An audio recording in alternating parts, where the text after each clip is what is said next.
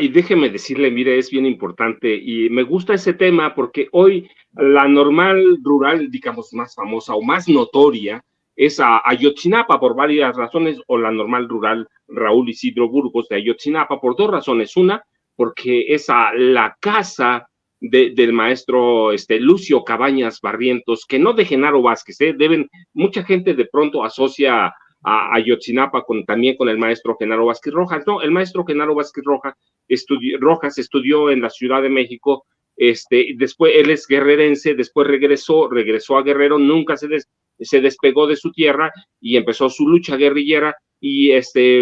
pero Ayotzinapa es sobresaliente por el maestro Lucio Cabañas, que es una de las instituciones guerrilleras, no fue el primero, pero es una de las instituciones. El otro, pues ya lo saben, por la desaparición de los 43 estudiantes normalistas en septiembre de 2014,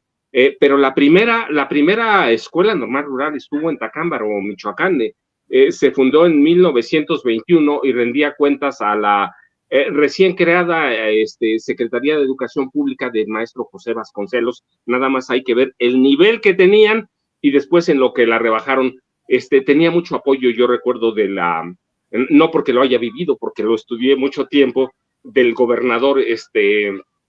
Francisco J. Mújica, que era un gobernador de izquierda, y cumplían, yo recuerdo entonces, miren, les pagaban 5 pesos diarios a quienes trabajaban, pero les pagaban puntualmente. Pero bueno, la pregunta es,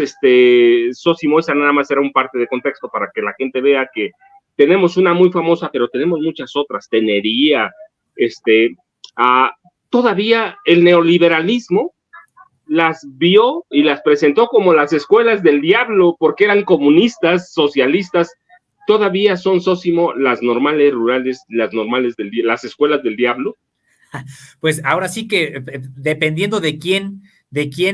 las observe, probablemente para la derecha a ultranza de este país, para el alto sector empresarial, para los políticos del PAN, sobre todo del PRI, por supuesto, también pues podrían decir que sí, son escuelas, porque ahí,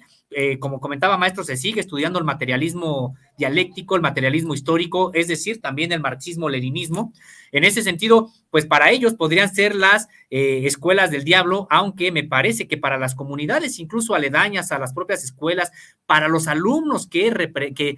estas escuelas representan,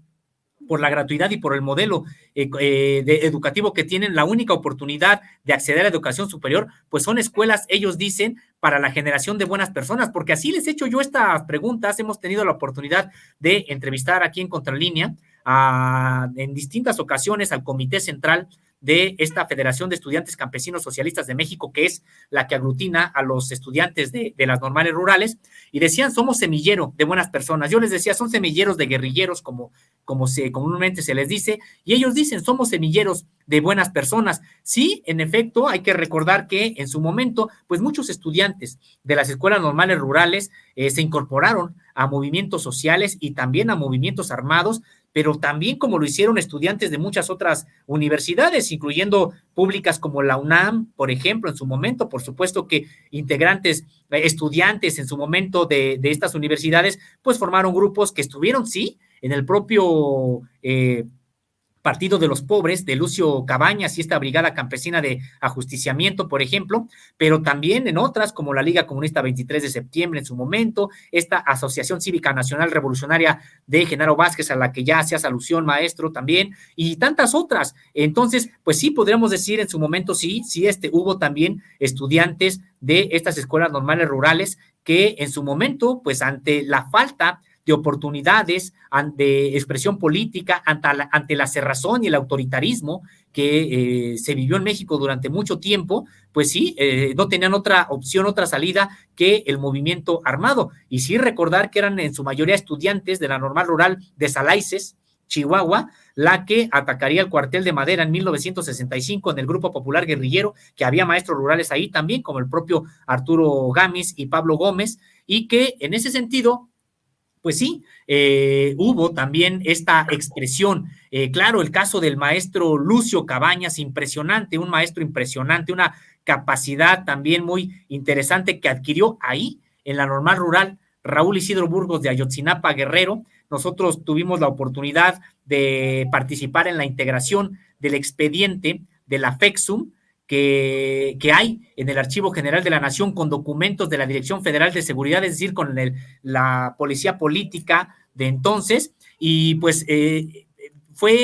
impresionante, no deja de ser impresionante empezar a leer algunos de los archivos de estos espías del régimen de ese entonces, en el que empezaban a investigar a un muchacho, a un joven proveniente de Guerrero que había llegado a la Ciudad de México como representante de la Federación de Estudiantes Campesinos Socialistas de México y que decía es estudiante de la Normal Rural de Ayotzinapa. Su nombre es Lucio Cabañas Barrientos. Es decir, Lucio Cabañas Barrientos aparece